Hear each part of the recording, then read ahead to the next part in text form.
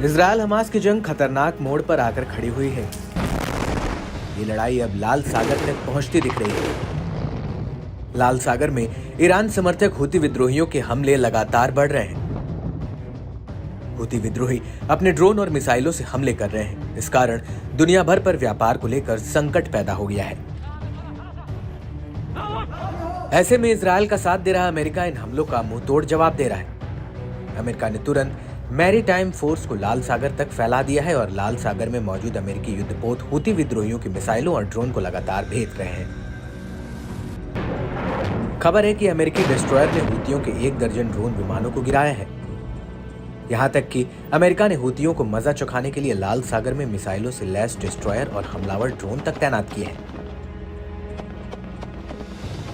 वहीं हुतियों ने इजरायल को गाजा में हमले बंद करने को कहा है, नहीं तो वो लाल सागर में इजरायल से जुड़े जहाजों को निशाना बनाता है। उधर अमेरिका के सामने हुतियों का टिक पाना भी मुश्किल नजर आ रहा है। अमेरिकी नौसेना के पास सतह से हवा में मार करने वाली मिसाइलें, मुख्य गन के लिए विस्फोटक गोले और नजदीक से हमला करने के लिए कई हाईटेक हथियार हैं। यही नहीं, अमेरिकी जहाजों में इलेक्ट्रॉनिक युद्ध लड़ने की भी क्षमता है, जो ड्रोन और उसके हैंडलर के बीच संपर्क को काट सकते हैं। हालांकि अमेरिका को इस लड़ाई के लिए हथियारों पर भारी खर्च करना पड़ सकता है,